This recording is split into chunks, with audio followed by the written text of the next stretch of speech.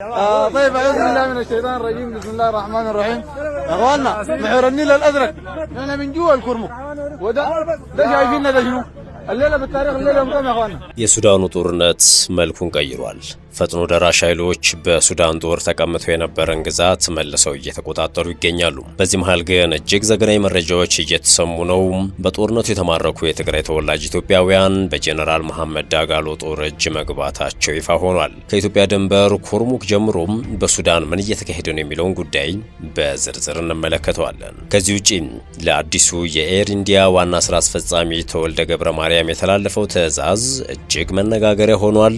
ሌላኛው ትኩረታችን ነው። ጤና ይስጥልን። የሰዓቱ የመረጃ ቅኝታችን እነዚህን ጉዳዮች በዝርዝር የሚያስደምጣችሁ ይሆናል። እስከ መጨረሻው እየሰማችሁን አብራችሁ እንድትቆዩ የአክብሮት ግብዣችን ነው።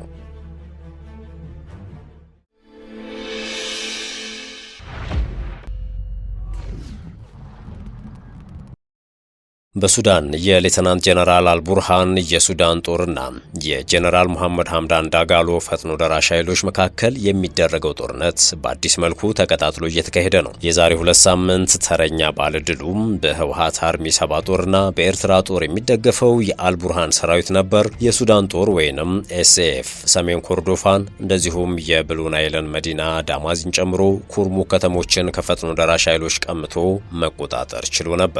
ሆኖም ኃይላቸው እንደገና አደራጅተው የተቀሙትን ግዛቶች የሱዳንን መዲና ካርቱም ጦር ግንባር ድረስ ተገኝተው ለመምራት ወስነው የነበሩት ጀነራል ሄሜቲ ሰራዊታቸው እንዲወስድ ያዘዙት የመልሶ ማጥቃት እርምጃን ተከትሎ ሰሜን ኮርዶፋንና ኩርሙክን እንደገና መቆጣጠራቸው እየተሰማ ይገኛል። በሚካሄደው መጠነ ሰፊ ጦርነት መሃል የህወሓት አርሚ 7 አባላት በፈጥኖ ደራሽ ኃይሎች እጅ መውደቃቸውን የሚያሳይ ቪዲዮም በማህበራዊ ሚዲያ እየተሰራጨ ነው።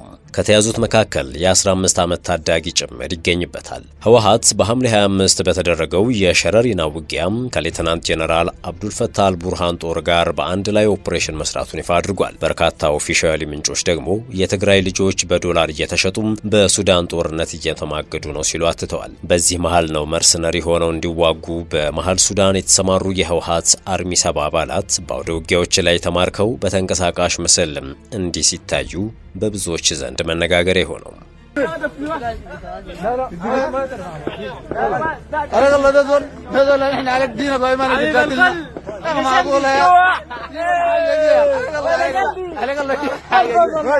የአርሚ 7 አባላት መማረካቸው የተሰማው የሱዳን ጦርነት በተለያዩ ግንባሮች እየተስፋፋ ባለበት ወቅት ሲሆን በተለይም በብሉ ናይል በኮርዶፋንና በሌሎች የሱዳን ክልሎች በሱዳን ጦርና በፈጥኖ ደራሽ ኃይሉ መካከል ከባድ ውጊያ እየተካሄደ ነው። ኩርሙክ የጦርነቱ አዲስና ዋና ግንባር ሆናለችም ተብሏል።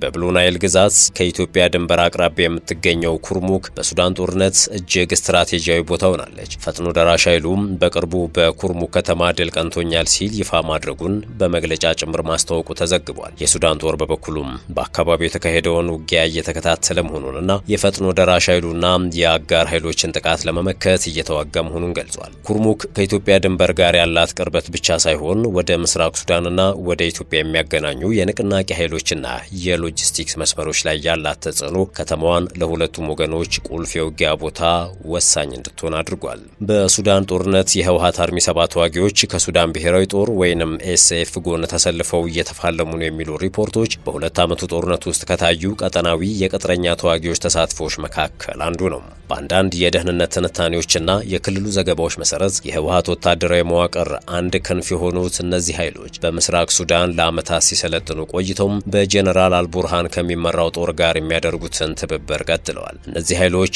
በኩርሙክና ዳማዚን ዙሪያ በተካሄዱ ውጊያዎች ውስጥ መሳተፋቸውን የቀድሞ የህወሓት ከፍተኛ አመራር ጌታቸው ረዳ እንደዚሁም የቀድሞ የህወሓት ወታደራዊ ስትራቴጂስት ጀነራል ጻድቃን ገብረትንሳኤ በተለያዩ መድረኮች ላይ ይፋ ማድረጋቸው አይዘነጋም። የኢትዮጵያ የውጭ ጉዳይ ሚኒስቴር በግንቦት 2026 በፈረንጆቹ አቆጣጠር የሱዳን ጦር የህወሓት የሱዳን ክንፍ ታጣቂ ኃይሎችን እንደ ቅጥረኛ ተዋጊዎች በሱዳን ጦርነት እያሳተፈ ነው ሲል መክሰሱ አይዘነጋም። ህወሓት በበኩሉም ክሱን መሰረተ ቢስ በማለት አስተባብሏል። የኩርሙክ ግንባር ይህን የተወሳሰበ የክልላዊ ወታደራዊ ትስስር በግልጽ የሚያሳይ ምሳሌ ነው ተብሏል። በሱዳን ተፋላሚ ወገኖች መካከል የሚካሄደው ውጊያ በሂደት ወደ ቀጠናዊ የፖለቲካና የደህንነት ፉክክር እየተለወጠ ነው።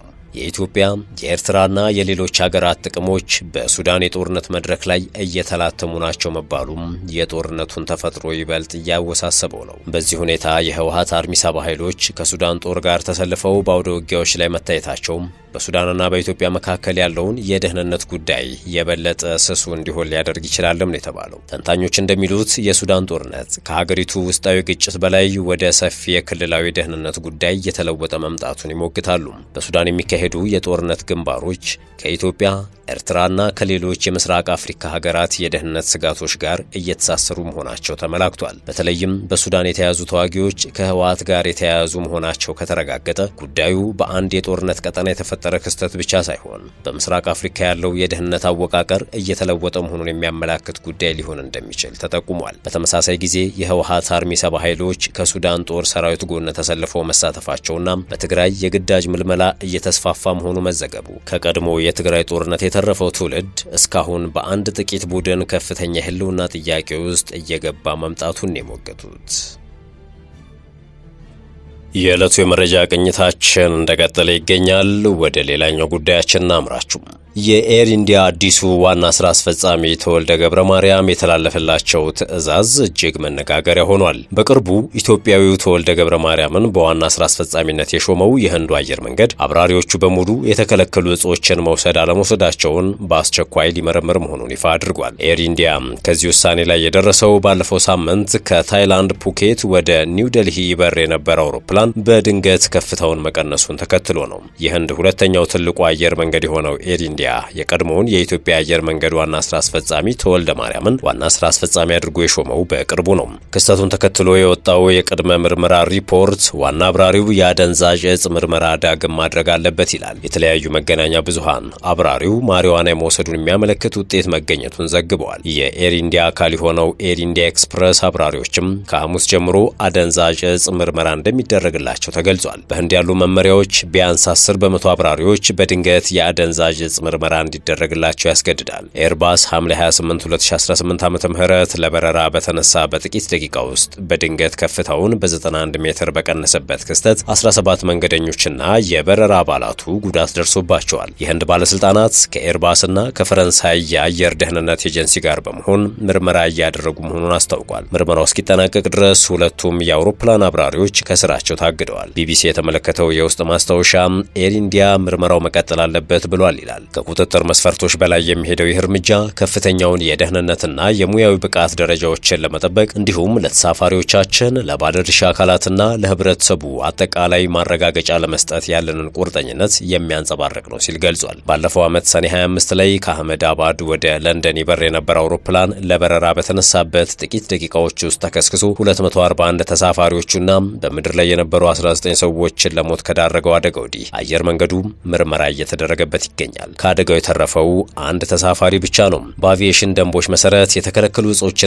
መድኃኒቶችን ለመለየት የሚደረጉ እነዚህ ምርመራዎች በኤር ኢንዲያ አካዳሚ የመረጃ ማዕከላትና ቢሮዎችን ጨምሮ በሌሎችም ቦታዎች እየተከናወኑ ነው። ተወልደ የተረከቡት ኤር ኢንዲያ በህንድ መንግስት ስር የነበረ ነው። በአውሮፓውያኑ 2022 ታታ ግሩፕ የተባለው የአገሪቱ ግዙፍ የንግድ ቡድን ገዝቶታል። በአሁኑ ሰዓት በአስቸጋሪ ጊዜ ውስጥ እያለፈ የሚገኘው ይህ አየር መንገድ 198 አውሮፕላኖች አሉት። በህንድና በውጭ ሀገራት ወደሚገኙ 91 መዳረሻዎቹም በሳምንት 5000 ገደማ በረራዎችን እንደሚያደርግ ከድረገጹ የተገኙ መረጃ ያሳያል። አዲስ ስራ አስፈጻሚ ለማግኘት መጠነ ሰፊ ፍለጋ ሲያከናውን የነበረው የአየር መንገዱ ቦርድ ተወልደን የሾመው በሙሉ ድምፅ እንደሆነ ተገልጿል። ተወልደ ያላቸው የአመራርና የስራ ልምድ የአየር መንገዱን ቀጣይ የእድገት ምዕራፍ ለመምራት እንደሚያስችላቸው ተጠቅሷል። የኤር ኢንዲያ ሊቀመንበር ኤን ቻንድራ ሴካራን በቀድሞ ስራ አስፈጻሚ ካምፕቤል አመራር የመጀመሪያ ምዕራፍ አካል የሆኑትን መረጋጋት፣ መዋሃድና ከአውሮፕላኖች ጋር የተያያዙ ተግባራትን ያጠናቀቀው ኤር ኢንዲያ አሁን ወሳኝ ወደ ሆነው የትግበራና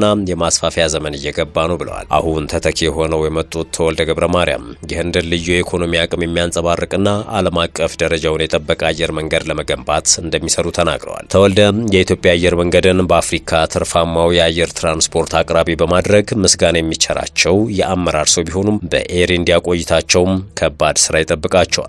የተረከቡት አየር መንገድ በተከታታይ የደህንነትና የስራ ተግዳሮቶችን እያስተናገደ ነው። ውድ የሸገር ታይምስ ቤተሰቦች የሰዓቱ የመረጃ ቅኝታችን ይህን ይመስል ነበር። ስለተከታተላችሁን ከልብ አመሰገንን። በያላችሁበት ሰናይ ጊዜን ተመኘን።